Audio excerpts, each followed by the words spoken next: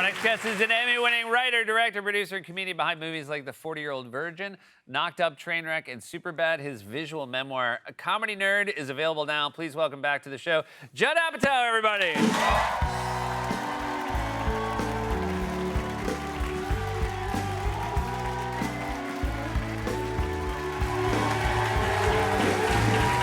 How are you, friend? Oh my God, I'm pretty good. I enjoy. It's a very weighty book. It's the paper's heavy. Yeah. And it's a lot of pages, and like all things I do and am, it's long. Right.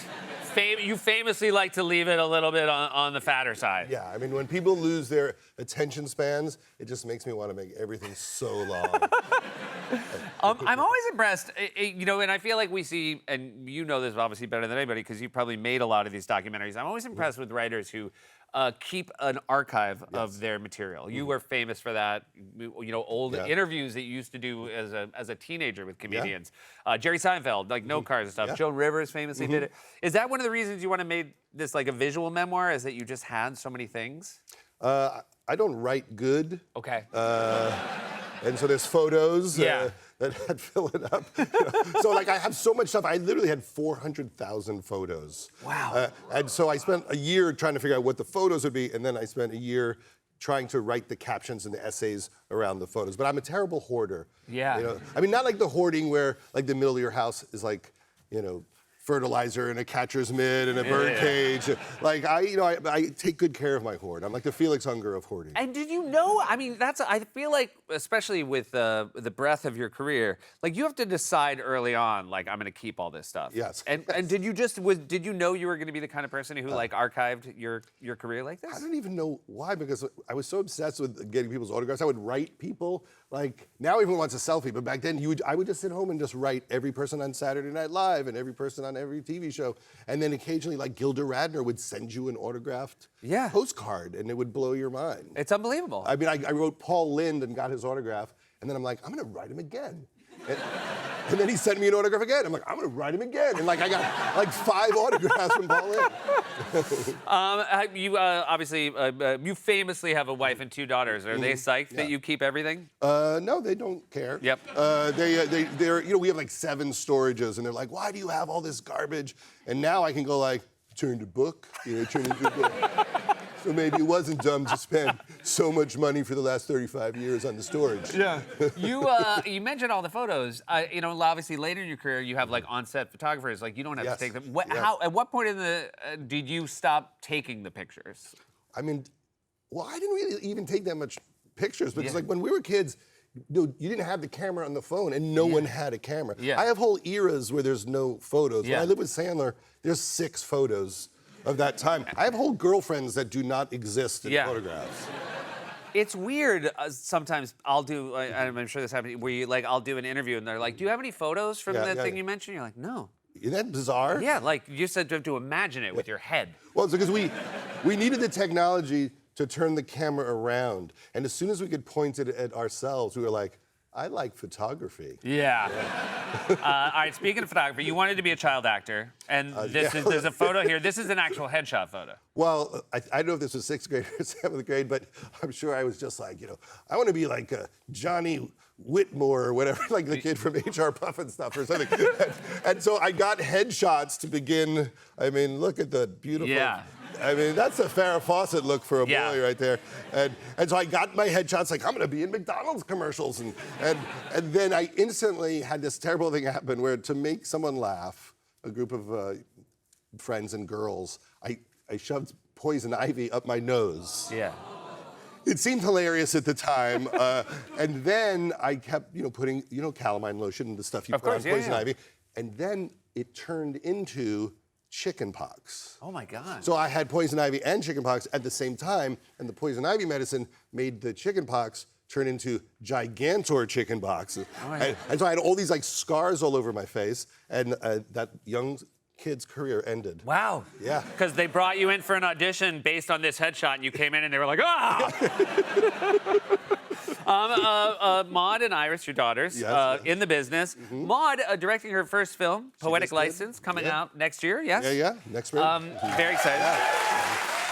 how I know you were a producer on it, but like how as a dad, and I would imagine this is true of any dad who is dealing with a kid who's trying to do the same thing. Are you very giving with advice, or do you provide space? I give advice, and then she listened to about 20% of it. Gotcha. Which was the right amount. I think it was the right amount. Because I'm just like wrong. That's the thing that you realize. Like, oh wait, if you did it like me, it would just be like Carell with a boner. Yeah. Like so it's better. Yeah, don't listen to me. These are from obviously a previous era in Maude's artistic life, but these were notes that you would just kind of find around the home? Well, when we would get into a fight or when she was mad at us, one way she dealt with not just yelling at us is she would write mean things on a notepad and just leave them around the house. Can I tell you, you would think this is really bad. Like, and by the way, I would never be happy if, my kids called me headed bitches, but I weirdly do think it's worse. Yeah. When me, Leslie, and I think that's Iris going, wah. Oh yeah. She's angry at a baby. She's angry at a baby. This is weirdly worse when that she uses your full name. Yeah. You know what I mean? Like she doesn't want to risk that you think it might be a different Judd. Yeah. But here's the funniest part about this, that you're holding it the wrong way, which is, this is her, that's an executioner who just cut my head off. Oh my God, I was trying to do her a solid. I mean, this is like, ha ha ha, and then this one's like, oh wait, I just realized, no, I got it wrong. That's not the executioner. That's me without a head. Yeah. Oh yeah, you're right, because it's got that famous thing. Although it's weird because it's a straight edge, but they always make a jagged neck. Yeah. I got a lot more to ask Judd. We'll be right back after this. Welcome back. We're here with Judd Apatow. You had a great show. You had a couple of great shows. You had maybe shorter runs than you might have wanted, what your fans would have wanted. Undeclared was a great show. Yes, thank you. Undeclared. It's on YouTube. You can watch it on YouTube. Oh, it's fantastic. It's being pirated on YouTube. But I still would like you to watch it. And this is very exciting. It got canceled. Yes. Early. Yes. Did not even finish its first season. No. Okay. And then, after it got canceled, sort of year-end lists came out, and it got like very nice reviews. Yeah, it made some 10 best lists. Yeah, right there, like with the first season of The Sopranos. So you were at the time you weren't as wise as you are now. And I was a little hot-headed. Yeah. And the person who canceled it had previously, years before, canceled another show that I worked on, which was the Ben Stiller Show. And Ben Stiller's show was famously a show that got canceled and then won the Emmy for Best Writing. Yeah.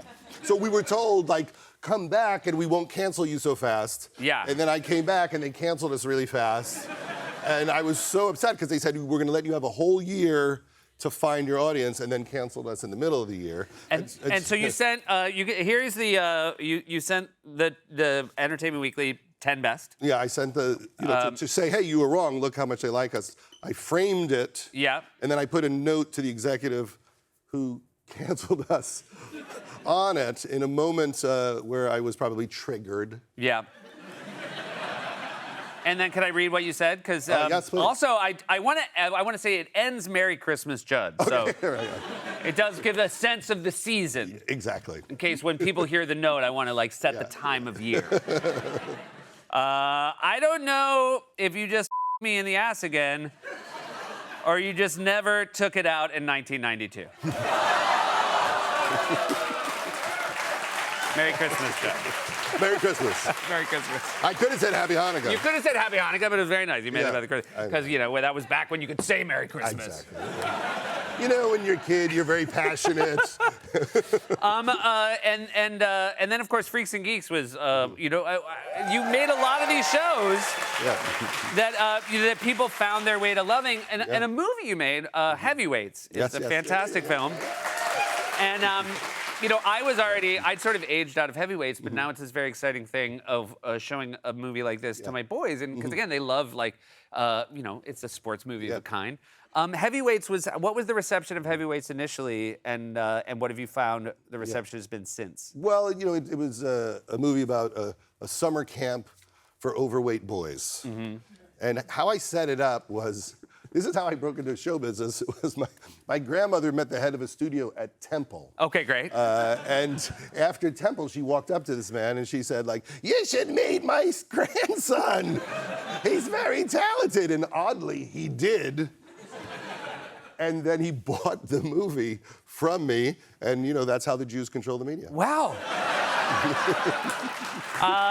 Look at you and a young Kenan Thompson. Yeah, look at that. Also- 16-year-old Kenan Thompson. 16-year-old Kenan Thompson, who looks like a year older? Yeah, yeah. I mean, Yeah. and he was as funny then as now. Yeah. Like, we would hang out with him and go, I think this is the funniest human we've ever met. Yeah. And then Walk Hard is another film. You know, again, like there's a new Yes. Bruce Springsteen biopic, and I feel Yeah. like every time a biopic comes out, Yes. people like start writing again about how Walk Yeah. Hard is this sort of like seminal film Yeah. about biopics which keep coming out. Like, and again, do you enjoy the fact that this movie that you made, you know, a great many years ago, still is as resonant as when you first made it? Well, yeah, because it was so sad when it didn't do well because we worked so hard. Jay Kazan, the director who wrote it with me, did such a genius job, and it opened at $2.9 million. Which is not a lot of money, Yeah. even then. And my daughter saw me get the call telling me it bombed, and she saw me go from joy to distraught, and she says it was the most traumatic thing that ever happened in her childhood, was to just see the blood come out of my face. She was like, she slowly went to take this away. She's like, he doesn't need this today. No, she wrote, I love you, head bitch. Yeah. I love you, Judd Apatow. Yeah, but every time those movies come out, I feel bad because they always mention Walk Hard Yeah. in the reviews. Right. You know, because it's like when I saw the Bob Dylan movie, you know, you could tell like they were trying so hard to not have anything in it that was Walk Hardable. Right. You know? Yeah, no, you made a satire where you used all the tropes, and so like to go back to the tropes. Yeah, you can't go back. But they only had one in the whole movie, which was they're in the recording studio and Dylan's recording, and one guy goes to the producer, who wrote this? And the other guy goes, he did. Also, a 40-year-old virgin, you know, coming up on an anniversary of that as well. You had a similar crew to a Clint Eastwood crew. Yes, yeah, yeah. These are you. I know it's funny because as far as director styles, I feel like you and Clint are incredibly divergent in Yes. one unique way. Yeah, he likes to do one take, One take. maybe two. Famously gets his crews like in and out, never goes over the day. The cast is terrified because he really would rather do one. Right. And so the crew had done a bunch of movies with him, and then they did The Unforgiven with him, or Unforgiven. And then they worked with me, and this was my first movie, and we would, you know, not do one take, we would do like 20 takes. We would let Carell improvise with Rudd for hours and hours, and then the crew hated us. Yeah. They just couldn't believe it. They're like, why are we talking about genitals so much? Yeah. Like, what are we doing It is here? funny for them to be like, I mean, again, like obviously what you got is a classic, but I can only imagine what's on the cutting room floor where they're like, Yeah. you got enough jokes, man. You got enough. No, they were so irritated. Like, you would literally look over to the camera and they're like, God. Do you feel like, did you ever get a feedback afterwards that they saw the film and they were like, it was all worth it? The DB, a brilliant man, Jack Green, went to the screening once and he just turned to me and went, oh, now I get it. Thanks for being here, Judd. Congrats on the book. Comedy Nerd is available now. We'll be right back.